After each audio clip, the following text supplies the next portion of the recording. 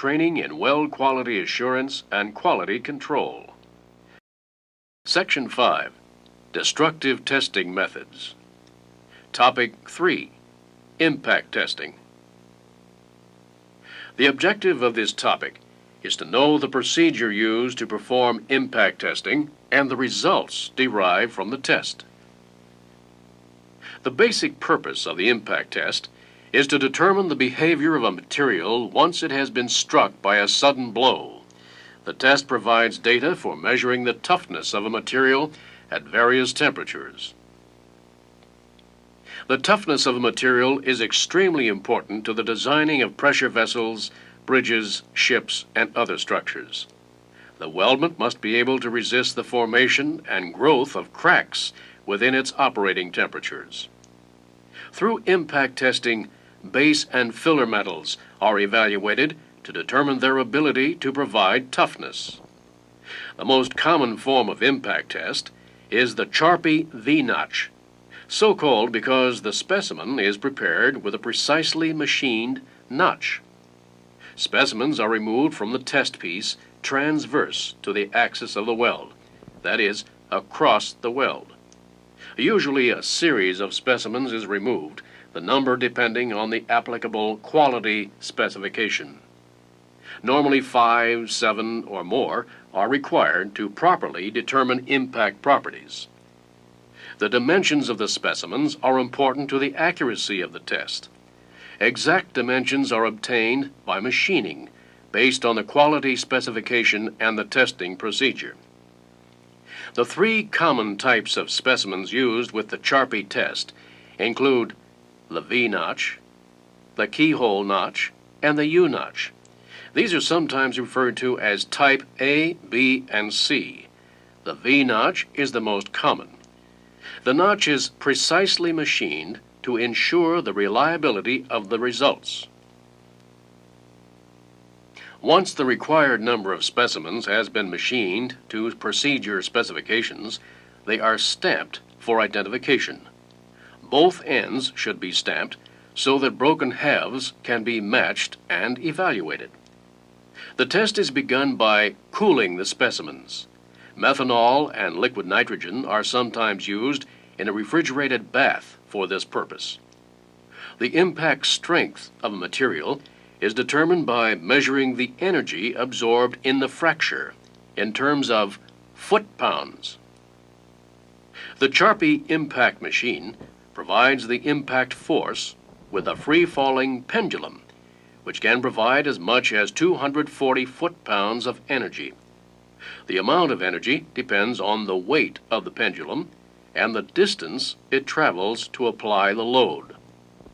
The test specimen is placed in the support fixture against the anvil at the base of the machine. It is supported at both ends and positioned so that the notch is centered on the side opposite the pendulum strike. The pendulum is then released from a fixed standard height and allowed to swing downward. As it falls, it builds up energy, and at the bottom of the swing, it is capable of delivering 240 foot-pounds of energy. At this point, the gauge is activated. The gauge starts at 240 foot-pounds, and the needle travels clockwise where it stops at the top of the pendulum swing. If the pendulum is allowed a full swing without a specimen in the fixture, the gauge would indicate 0.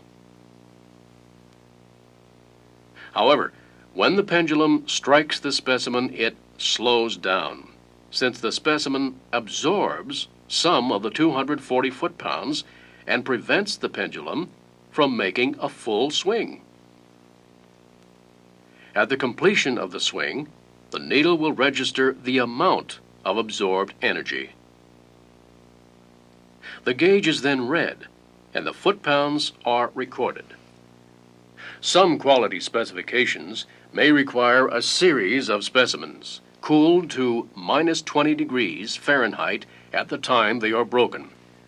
The material meets the necessary toughness requirements if all specimens are capable of sustaining the minimum acceptable foot-pounds of energy. This is a typical test for certification of carbon steel filler metals. An alternate procedure consists of preparing a series of specimens to be tested at various temperatures. Groups of 5 or more specimens may be tested at each temperature. The results are then averaged to obtain a foot-pound value at each temperature. The results can be plotted on an energy transition curve.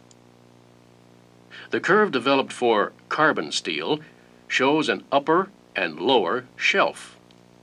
The lower shelf indicates that the material has lost toughness in this temperature range, while the upper shelf indicates good toughness properties. At lower temperatures, steels normally become more brittle and lose toughness. A measure of ductility is also possible. This is the degree of lateral expansion of the fracture surface, sometimes called the Mills lateral expansion. More expansion of the side adjacent to the notch after testing is an indication that the material has greater ductility. The fractured surfaces can also be evaluated as ductile or brittle. Some standards require that 50% or more of the surface must appear ductile. The Charpy impact test is commonly used to certify filler metals and qualify welding procedures. Some codes require impact testing if the electroslag or electrogas welding processes are used. The procedure for conducting the test, the number and the type of specimens, and standards of acceptability may be specified by the American Welding Society, the American Society for Testing and Materials, the American Society of Mechanical Engineers, military specifications, or others.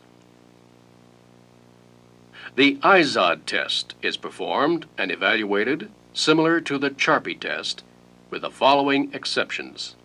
The IZOD specimen is fixed at one end only and is struck on the same side as the notch, and 120 foot-pounds of energy are applied rather than the 240 applied in the Charpy test. Other types of tests used to measure toughness properties include the drop weight test, the crack opening displacement test, and the explosion bulge test. Although not as common as the Charpy test, these are growing in popularity for material evaluation and may be specified by some quality specifications.